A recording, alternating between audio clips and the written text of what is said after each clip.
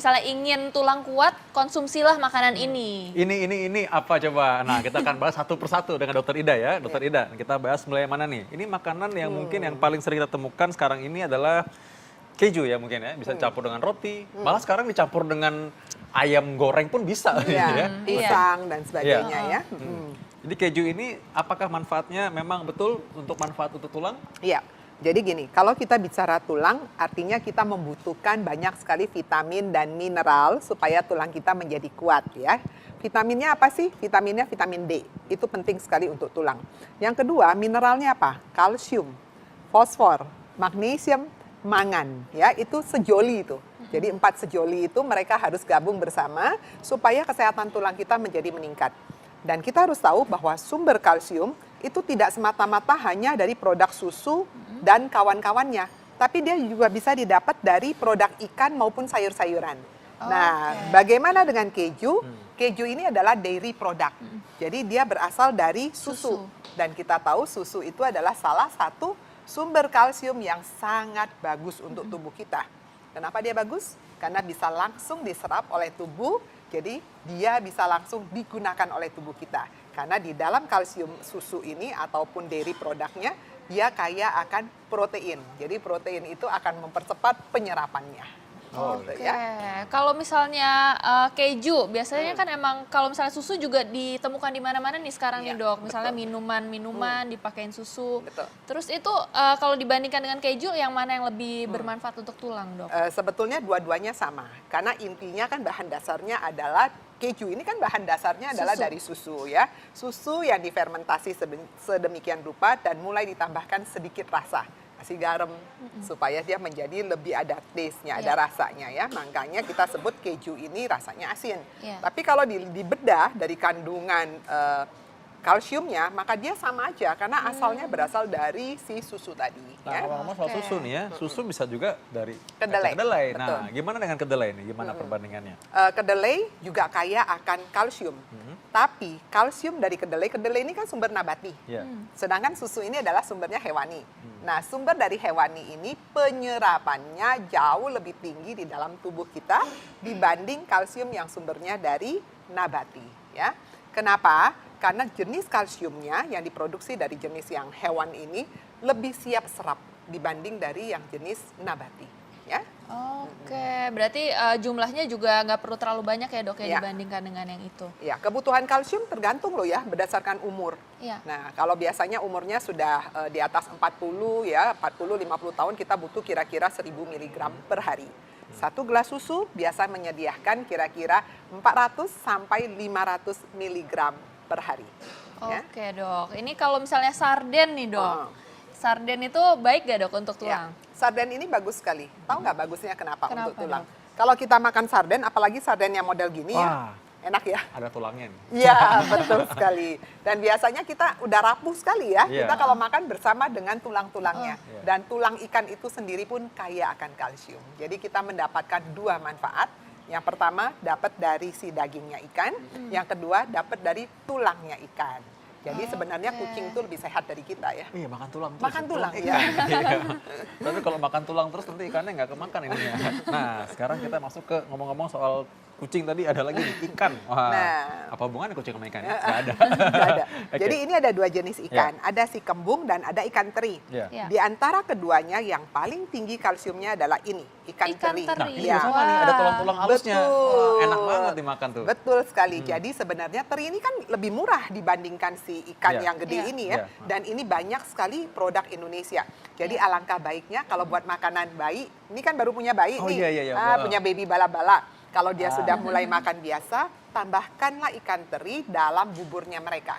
Karena dia kaya akan kalsium dan kaya akan protein. Oke, Bunda yang nonton di rumah, dengar ya barusan. Oke Dok, tapi mungkin masyarakat lebih suka kalau misalnya terinya itu sudah diasinkan Dok, jadi ikan asin. Itu gimana Dok? Masih bagus gak Dok? Aduh, enak banget tuh, pakai nasi anget ya, pakai teri aja, wah yang udah diasinkan tuh, aduh.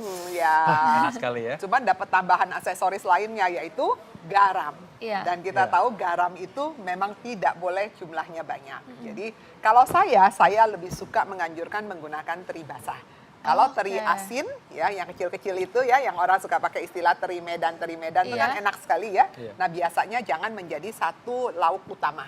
Tapi kalau ini bisa menjadi lauk utama, Anda bisa olah dalam bentuk pepesan. Oke. Ya dipepes itu aduh enak sekali. Iya, pepes itu Oke. alternatif yang menurut saya sehat Ya, ya. Nggak usah sehat. digoreng, sehat Betul. ya. Oke. Oke, kita masih akan ngebahas lagi nih soal makanan-makanan apa aja sih yang Ya. lain yang bisa membuat tulang kita lebih sehat. Jangan kemana-mana, tetap bersama kami di Ayo Hidup Sehat. Nah, ingin tulang kuat. Nah, ini mulai dengan konsumsi makanan-makanan ini. Tadi kita udah bahas tadi mengenai tadi ada kacang, kedelai, ada ikan. Sekarang Ya. kita membahas mengenai Yang sayuran hijau. hijau-hijau ini, Dok. Ya. Ini kenapa, Dok, bisa membuat tulang kita jadi kuat, Dok? Iya. Padahal ininya loyo loh padahal. Iya, ya. Dok.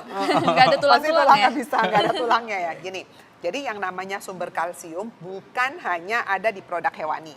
Produk nabati juga ada ya, salah satunya ya kacang-kacangan ini, Iya. kemudian sayur-sayuran hijau. Jadi sayur-sayuran hijau itu makin hijau daunnya itu kaya sekali akan Oh. kalsium. Cuman harus diingat bahwa kalsium yang ada di produk nabati penyerapannya akan kalah dibanding yang ada di hewani. Oke, Ya. berarti untuk mensiasatinya, Dok, itu berarti harus konsumsinya lebih banyak lagi ya, Dok? Bukan lebih banyak tapi bervariasi. Jadi Oke. sebaiknya jangan cuma makan sayuran saja, tapi sayur juga dengan lauk-lauknya. Jadi ada Oke. teman-temannya sehingga kalsium yang ada di sini kalau kemampuan dia serap cuma 20 sampai 30%, maka akan mendapat tambahan dari produk lainnya. Contoh, pagi sarapan. Saya sarapannya misalnya pakai nasi, kemudian saya pakai brokoli direbus aja atau pakai wortel ya. Brokoli ini adalah salah satu sumber kalsium yang sangat bagus. Dalam satu bonggol Iya. brokoli seperti ini mengandung 400 mg kalsium. Jadi cukup bagus gitu ya. Cuman yang mampu diserap oleh tubuh paling sekitar 20 atau 30%-nya. Artinya tidak akan mencukupi kebutuhan kita harian. Nah, biasanya kalau sarapan kita habis makan nasi dengan itu kita selalu ikutin dengan minumlah segelas susu Iya. ya. Kalau enggak nanti ada snacknya misalnya bawa roti buat snacking nanti tapi dikasih Keju. keju ya seperti itu Mas Atau Yasati. ketan hitam. Enggak, tadi itu segmen sebelumnya ya. Ketan hitam lagi. Oke. Nanti sekarang kalau kita makan tadi, udah makan sayur, makan brokoli. Ini kan sebenarnya kan kebutuhan harian kita seberapa banyak tuh? Ya, kebutuhan harian itu biasanya 500 mili sampai 1.500 mili kalsium per hari. Ya, miligram ya, bukan mililiter. Jadi dalam satu gelas susu, sekarang kan banyak sekali ya produk-produk susu di luar, mereka suka mengatakan bahwa dalam satu gelas mengandung 500 miligram kalsium.